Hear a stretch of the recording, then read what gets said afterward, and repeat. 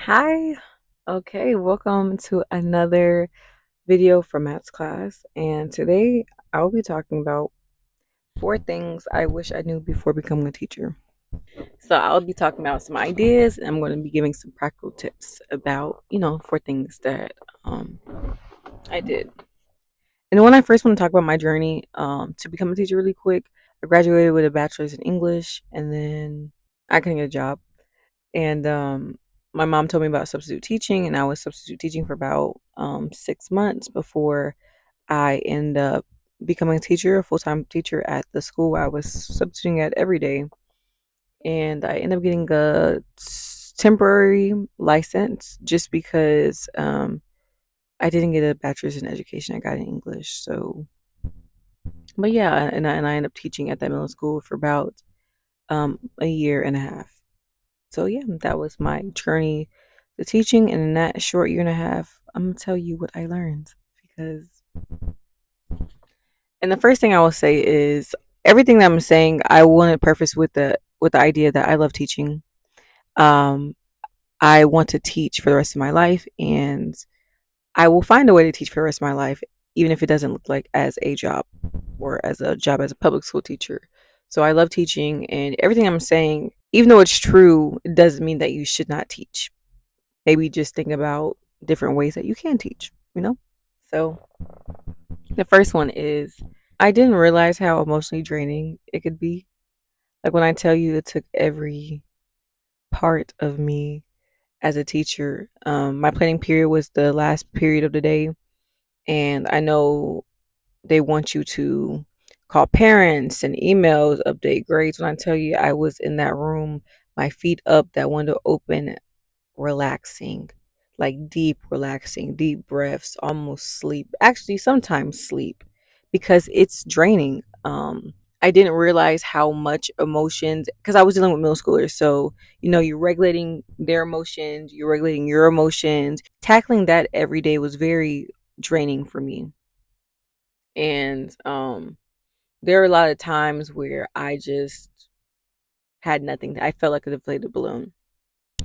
And I realized that as emotionally draining that teaching can be, that sort of like deflation is not sustainable for me. So I came up with some ways to kind of keep me going. And one of those ways was I set my classroom up in a way that naturally relaxed me. So I'm a person, I love being outside. I love the sun. So I never had the lights on in my class, but I had a lot of windows. So I always had the windows maybe open for like a breeze. The idea of like the outside coming inside like naturally relaxed me. So natural light and maybe like a breeze or something like that. So that was one thing. I always had music playing, whether it was calming music, whether it was just funny music, but I always had some music playing sometime during class, whether it was in my break, whether it was in my planning period, whether and I also incorporated a lot of scents in my classroom. I really love like floral, flowery, really pretty scents. I always had that like behind my desk, so that would naturally relax me. And these are just like three small things that I did to naturally relax myself so I didn't feel as defeated sometimes. It's just kind of one of those things that come with the job. I think different classrooms or different like grades, different things out of you. Like I said, I did middle school. That was really draining for me. College is not as draining for me, but it's more like pulling teeth. So please figure out ways to safeguard your emotions or be proactive about maintaining and regulating your emotions in small ways. It doesn't have to be big, you know, but focus on the small ways to regulate your emotions throughout the day, and it will do wonders for you down the line. Another thing I did to kind of regulate my emotions was I used my PTO, and I used it in a way that gave me natural breaks. So I know we have the weekends and stuff, and that's like a natural break for us. And then we have the traditional breaks like Thanksgiving and Christmas, and that also gives us a break. But I utilize my breaks. So if there was a workshop that was coming out pretty soon, I would book my workshop in the middle of the week. I book on Wednesday. So I'm here Monday, Tuesday. I'm gone Wednesday. I come back on Thursday and Friday. If it's 2 day, even better. But I would schedule my workshops and my like instructional things I had to do for my certificate. I would structure it in a way that gave me a natural break throughout the weeks and stuff like that. And that'll always bring my energy back. Like time away from the classroom is very important as a teacher. Teaching does not have to break you. Okay, it will bend you, yeah, but it doesn't have to break you. My second thing I wish I knew before becoming a teacher is that teaching is a box, and it is a box that I am still trying to get out of. Teaching is a box for a couple of reasons. Like one, financially, when I first started teaching, I was 21, and as a 21-year old with not a lot of responsibilities, like it was okay, it was cool. But as I'm getting older, I'm realizing how much money teachers are getting, and I'm not necessarily in a state that prioritizes education because I still want to teach, right? So how can I make teaching the best way for me?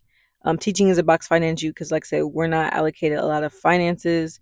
Um, Teaching is generally kind of disregarded and unappreciated in our society. You will hear teachers all the time talking about, like, I wish I chose something that made a lot more money.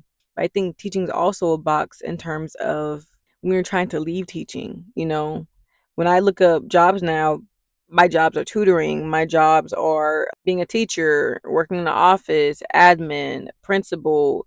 They're all teacher related. And like I said, I'm still young, I'm still early in my career. And even right now, I'm getting my master's in creative writing, but everything leads towards being a teacher. And I'm like, man, like, is there something that I can, like, how can I pivot out of this? If I wanted to pivot, right? If teaching was really not for me, like, how can I pivot? And I just wish that there were more resources. And I found it the hardest, especially during the summer breaks. I found it the hardest to get a job that didn't revolve around teaching.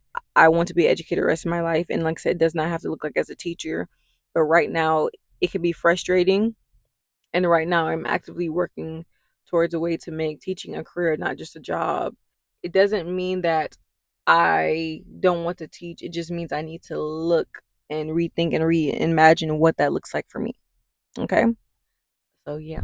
Teaching is a box. Don't get stuck in that box. Do not get stuck in that box. Teaching is always something that will be there. It's always available. There will always be a shortage of teachers. So you need a fallback year, or you just want a job where they have plenty of breaks. Teaching is a job for you. But long term, if you want to make more money and stuff like that, see if you can pivot. Just because you are a teacher does not mean you have to stay a teacher. The third thing that I wish I knew before becoming a teacher was that teaching is a mirror. And I say that because, and it makes sense now that I think about it, because you are building a relationship with a class or a set of students and stuff like that. And relationships will always show you who you actually are. I don't care what you think you are, but you're not that. And before becoming a teacher, I still consider myself a very chill, very fun, easygoing person. And I really wanted to maintain that because like I said, I was coming from a substitute and then I was a teacher. So I was that cool substitute. Okay. But when I became a teacher, I couldn't be that cool substitute anymore. I was a little bit more passive. I didn't like conflict. And as a teacher, as a middle school teacher, it just wasn't going to fly. Like it wasn't going to happen. Like I could not show up the way I wanted to, being passive, being scared of conflict, not like being afraid to set hard boundaries to put myself out there. I realized that the character development I received from being a teacher has really shaped me in a way that like has been indispensable for me, even in terms of my relationships and how I show up in life. When I'm having a bad day, it shows up in the classroom. I think oftentimes we can put so much responsibility on the class, like, oh my gosh, this class is horrible, this class is da da da. But like, are you really putting in the work to make this a healthy environment? Like, are you showing up with your A game? Like, are you filling your cup up in a way that when something happens, you're not exploding or you're not yelling at the students or you're just not blowing up? I'm a big believer in control what I can control. If everything is good and working in your favor and then you have a classroom or it's just not working, then it just might not be working in that class. It might be time to adjust. But I just know so many things affect me as a woman, as a teacher, and I carry that into the classroom. And like I said, how they respond sometimes is a direct reflection of that. And I think that's something to remember, that sometimes it is you. Sometimes you're being a butthole to those kids and they are just simply acting on that. Sometimes you haven't been able to get sleep for a long time and then your crabbiness is shrouding that classroom. And I'm not saying it's not the kids sometimes, because a lot of times it is, but it might be you. And if it's you, that's fine, because that means the power is in your hand to change it. But I mean, I just never forget. A student came up to me, he's like, Miss Reeves, like this is the first time like you've been real uptight, you've been real like short with us, like, and now it's just like you're back to who you are. And I was like, dang, like I didn't notice that I was like, y'all could feel that like I was impacting the class like that. What you see in your worst moments, what you see reflected is really how you are. And like I said, just always take it as a learning opportunity to be better and do better. And like I said, it's also made me better in my own relationships. And I'm gonna tell you why. And four. So the fourth thing that I wish I knew before I was a teacher is just really how much you don't have to stand on business. Like I am not. I'm telling you, 3 months and I was almost done. I almost quit. I had a great relationship with my students, but I could not, for the life of me, get a hold on. All my classes had different personalities. All of them had different challenges. And before I became a teacher, like I said, I was very passive. I didn't like conflict.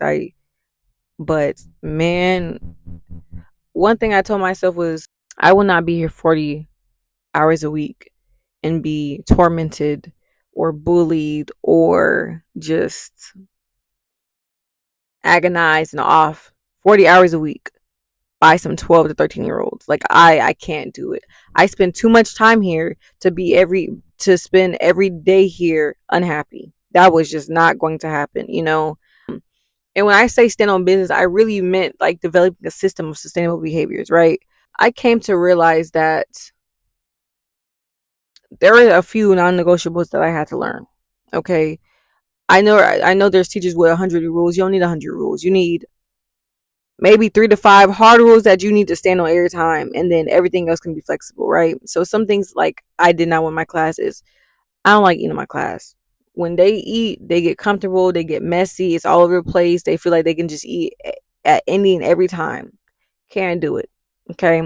Another hard rule I had was no cussing. Hey, you can, if you're upset or something, you can get your point across without cussing. So every time it's on language, yeah, watch your language. I only had like 3 to 4 core rules that I was like, hey, every time you mess up, we gon' because you already know, right? And then everything else was kind of flexible. But I kind of built my classroom, rules and philosophy on things I just really wanted to see in my classroom. Not what I did not want to see, but what I wanted to see. I say staying on business, I'm saying that any behavior that I could not see myself or I didn't want to deal with later, I didn't want it in there. For example, I had a kid who always wanted to be in the mirror, always wanted to check and groom themselves. And, on my good days, on my best days, like it really doesn't bother me. Like the idea, like you trying to see like what's going on up here or whatever, cool, like that's fine. But I ask myself, like, hey, do I want this happening every day? Do I want this to become such like a staple in my classroom for this one student doing it that a bunch of other people can do it? Or and this person really did it out of convenience. Like the mirror TV projector screen was just close, like it was just in their face. So they're just kind of always there. But did I want this practice to be extended to all my students? Did I want to wait too long and be like, hey, like after like weeks, I'd be like, hey, like I don't want y'all to do that no more. They're gonna be like, well, we've been doing it. Like, what's wrong with that? Like, I always think about the consequences of if I allowed this behavior to keep going, and that had really like tightened up my classroom management because in my head I was like, if I sit here and suffer this today and I don't like how it's making me feel and I don't like how it's showing up my classroom, if I don't say something now, then for the next days days or possibly weeks, I'm going to be aggravated by the same thing. And if it's not worth it, like if it's not worth it for me to be stressed out or aggravated or annoyed for the next couple days, couple weeks, tonight, I need to say something right now. And that's pretty much how I managed it. And by staying on business, developing sustainable systems for myself, it would become the norm for you to know what it's the same in your classroom and just stand on it. Like I said, people, students, pets, everything reacts to what's already there. So if you want to change something in your classroom, you can do that. But staying on business has just really just changed the way I just looked at everything. Like I said, if it's not sustainable for me, I'm gonna let you know, hey, like this is not it's not sustainable for me. I can't do it. How can we change it? And it has helped me at middle school. It helps me in college. It helps me in the workplace. even when I'm not teaching. And just this idea of like developing sustainable systems for your workplace, for your students. I wish I knew that before because it would have saved me so much time. The teacher I was in quarter 4, if that was me in quarter 1, boy, we would have we achieved great things. We achieved a lot of things, but it took me all year to get there, and it was my first year, so I'm gonna give myself grace. But teacher quarter 4, whole different beast than quarter 1. Quarter 1 teacher, quarter 1 with me, I was like a leaf in the wind.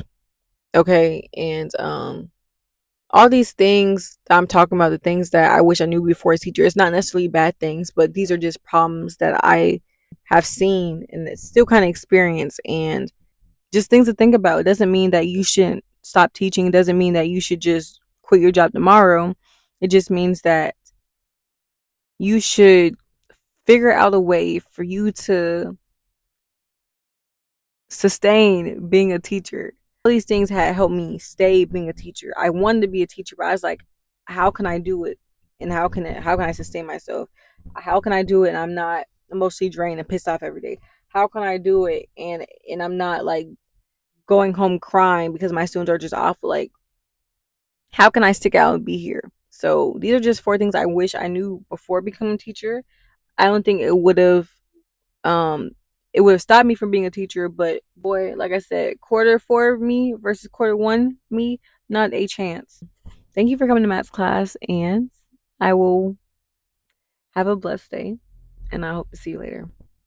Bye.